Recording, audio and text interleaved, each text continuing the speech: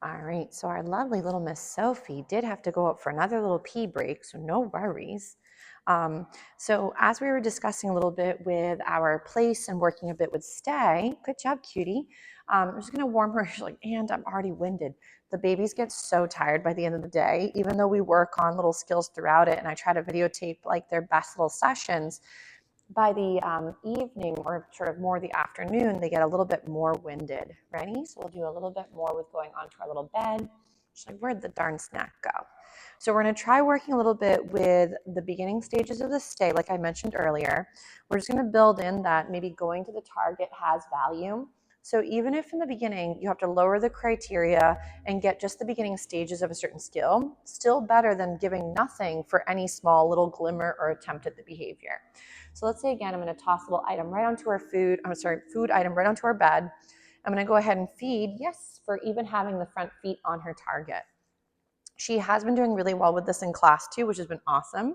So really nice way to start generalizing some of these skills with me versus you guys, different venues for distraction's sake, and also different environments. So we're gonna see if we can get our lovely lady to go onto her little bed. So I might again go so you can sort of see her a little bit better. We'll see if we can get her onto her little target mat. She's like, oh, gotta get my legs over the little bump. So right here, we're gonna go ahead. She's like, that was delicious. And we're going to feed little tidbits again for working being on the spot. So let's say we're going to try and build in the stay cue. So I would go ahead and tell her to stay, and I'm going to go ahead and rapid fire so I don't lose her with some of the distractions of the building, because even if you can't pick up on the sound sometimes with my mic, it does sometimes have a few different other noises going on in the distance. I know earlier we had the banging. So sometimes that can be here and there, never know what's happening for distraction's sake in this warehouse type option. So right here, we're just marking, these moments would be like a yes if you were to mark and feed for these lovely situations where she's stationary and not wiggling. So again, let's say this is our gorgeous stay and we wanted to end it. What I like to do is on your last rep, when you're feeding your puppy, you could go yes, feed for the last little placement of being stuck. We could say all done. And then I like to sometimes wiggle my fingers, but I don't feed the gorgeous guy or gal for getting off of their target. So we're trying to build up value in that being in the spot is what gives you good response. So right here, yes, I'm going to feed her for that little moment of placing on the mat. We might see if I can lure her a little bit more onto the target. Feed right here. Nice. I think Mr. W said he heard a funny truck noise and he says, what the heck, woo woo. So for some of the boys and girls too, the novelty of the classroom, they will get much more comfortable as we keep progressing, because we do have another 3 weeks after today, which is very nice for the babes. So let's say our gorgeous gal is right now just offering her wonderful little front end on the target mat. Remember to be, again, flexible in your working with your beauties. She's like, lady, keep feeding me. I'm starving to death. So if, let's say, there are moments where she may not do as well as you were hoping, yes, just feed for the glimmers of those successes. Good job. So, but if, let's say, she's now saying, I'd rather do something else, remember that sometimes if they're becoming really wiggly, it could be that they're getting overtired, they maybe don't understand the concept, maybe they need a break. So maybe we'll take a little breather from her bed. I'm just going to move it out of range so nobody trips like me on it. And then we'll try a little bit with a bit of play, and then maybe you might go back to placing her on her mat. So I know we've been doing a little bit of play for all the beauties here and there throughout their time while they're here, maybe not always videotaping the wrestles. So let's say, for example, she didn't really go for the flirt pole, but maybe she prefers a smaller toy that doesn't smell quite as intriguing. And unlike Mr. W, who is in love with the flirt pole, which I'll have him do some videos of his flirt pole love next week. So, but right here, we could then help her. Like, let's say being stationary seems like the dumbest idea ever. Maybe working take it and drop it might be a better venue before we go and work a little bit more with being stationary. So remember that sometimes when your babes are giving you a hard time, they're actually having a hard time. So don't view her wiggling, and I know you guys are really nice about it, so don't worry, but don't view your puppy's inability to do something as them trying to be like, I don't care, or I don't want to listen, or I'm just being a jerk for some apparent reason. So remember that a lot of times behavior, again, has a reason behind it. It's communication. So if your babe is trying to communicate in the only way she can, I need a break, or I'm feeling fatigued, or I don't understand, it could be them constantly breaking from a position. So again, right here, we're just building up value and grabbing and playing. You could be doing this with 2 toys is a great way to work it. So you can get one toy to come alive while the other one becomes the new friend and is limp, and then you rotate. And the other option would be, say again, a little kissy noise, feed for the let go for the beginning stages, or a find it to have them let go. And then you can start to build in a drop it, give, or out. This will not be the same as leave it. So remember, leave it's are always off limits, because for safety reasons, we don't want our puppy playing with something that could be dangerous. So this is more of a take it and drop it, or out or give. So relinquishing the item and letting go is, again, part of the game that's got value.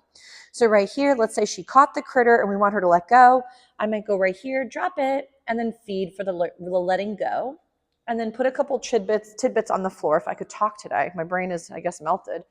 So we're going to go ahead and practice these toys coming alive. And then from there, I hold the toy limp. I stop tugging. I stop making it wiggle. I could go, ready, drop. Yes, what a good girl. And I might feed several little crumbs for the letting go of the item. Then I might say, you ready? And of course she says, of course, I was already doing it. And then the toy comes alive and we play again. The other option is, like I mentioned, you could rotate between 2 different toys or 2 similar. So let's say, for example, she's got this one right now and she's playing, she's tugging, she's doing a really good job doing some wild lady play. Then we go from this one, I stop tugging, and now I have this new toy come alive. So now the old toy goes out of range. New toy is alive and so much more magical. And she's like, oh my gosh, greatest day of my life. She's like, got to do big, big circles. So right now, my little Miss Ass, she's doing a great job with her figure 8s, by the way. She's doing a good job trying to catch that critter. So remember, we don't want play to be so hard she doesn't ever catch the animal or the thing she's chasing when it's coming to playtime. So right now, the toy is alive. We're chasing it. We're grabbing it. Oh my goodness, went right by you. And so right now she caught the critter. Now to let go, we could either do food as a way to open and get her to release the item to build value. That letting go is still good. She's like, woohoo, through the legs. So right here, we might go again, drop it. Ready? Yes, good job. And she's like, oh, that sounds delicious. So again, we feed, then I might collect up my toy, not to, again, pull it away and make it sad that every time we do a drop it, the game is over, but so we can start again. So I might go, ready? Sophie. Oh, she says, hold on, I lost a few crumbs over here that she's maybe intrigued by. So I might go, you ready? And then go get it. So I would recommend to have slogans that mean to let go, to start a game, to maybe end a game, and then to like go grab the thing. So like with my guys, I have like go get it, means like we're gonna have the critter start moving and you can go retrieve or grab or tug on it. And then typically I would ask them before we even start playing, are you ready? And then we start kind of revving the engine, and then we, release the Kraken and we start practicing the take it and drop it's. So this could be, again, drop it, out, give, whatever slogan you'd like for a releasing of an item. So there we got some good banging. So now we're getting, again, noise distractions while we're also building in some fun playtime. She's like, what the heck? So again, I don't want to make it so hard that she doesn't catch her little, toy or prize at the end. So this is really pretty. So now the toy is alive. We're still tugging and wrestling with it. And maybe I want her to relinquish this one to go for this bad boy. So now this guy goes, again, limp. I'm not chasing her, or not getting her to chase it by tugging and pulling. I'm going to bust out the new friend, and now that one comes alive. So this could be, again, also a great way to build, if fingers would work, is this could be a great way to build in your puppy's ability to grab something and then relinquish it, and then work your drop it or give or out cue. So she's doing a real nice job. So again, the toy is alive, we're playing. Maybe again, we want to just do the one toy. You could, again, if you have a pocket or you've got, sometimes there's some really nice training vests, which I have one, but I just forget to bring it to work. So you could, for example, have them be tugging and playing, put the other item away. She's like, hold up, I gotta get a drink. The water dish is right over there. So let's say she was mid-play with this bad boy and you wanted to work a little bit with the letting go. We might have the toy come alive. She's like, hold on. And then right here, drop, and then feed for the let go. but I might have to refill the water. She says it might be too low for her liking. So, but when practicing with your take it and drop it's, I would make the games attainable. Don't make it so hard that she wants to give up, but then also make it where they get to win the toy, they get to catch the critter. Because if play is always go, go, go until like you never catch it, the fun behind the game is just not there. So make sure that they do achieve the end goal, which is to catch the little animal or critter at the end of the rope. Nice job. So positive interrupter with a great little check-in. Smart girl. What a pretty job. So we'll see if we can go back to working a little bit with the bed. If again, she thinks this is the dumbest idea ever and she's just pooped out, we don't even have to worry about it. We can always build into this as the weeks progress. But let's say now that we've met some of her needs, be it chasing, grabbing, shaking, biting, all those lovely puppy skills, is now maybe we could go ahead and see if she would like to go on to our little target mat. Ready? Find it. And we'll see if she can go ahead and build in a little bit of a stationary position on there. Nice. So sometimes I might lure her on there with a piece of food. Other times I might point and mention the cue word for the target spot. I believe it might be bed for her, but if I got that wrong, just let me know. So now that she's a little bit more tired, I might be able to get a couple better reps of my stay or relaxation on the mat and just build up value for this. She's like, that snack's gross, not really interested, but maybe slightly intrigued. What do you think? Oh, it's kind of delicious this time. Good. So we might, again, no, she thought it was gross. Get her back onto her bed. Nice. Right there, I'm going to mark and go yes and feed her for being on the target mat. Now I might tell her to stay, and I'm going to see if I can get a couple great reps for my little lady holding the sit stay on her bed. So again, short and sweet little intervals, so we're very successful. Nice. What a smart girl. And maybe on this last rep, we're going to end it with this lovely stay. I'll go yes, let her finish chewing. And I might say, all done. And I'm going to wiggle my fingers. She's like, I don't know if I want to get up. If you ever have a moment where your puppy is like, no, I really like being stuck, give them a few extra seconds. See if you could lure them away, but maybe don't feed them for getting off the mat. Maybe they do a sit. Maybe they do an eye contact. I don't really want her getting in the habit of thinking that leaving the bed has a lot of great value. I want her to think most of the fun happens and your food is either in the stay, be it anywhere, or stay on your target bed.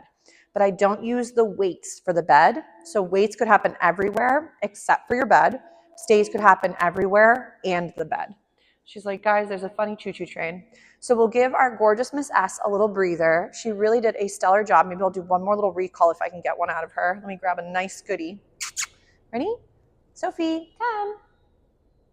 She's barely running. She's like, guys, I am winded. Good job, cutie. So we'll give a little break for Miss S. This was a really great job for her first day, and we'll give her a little break.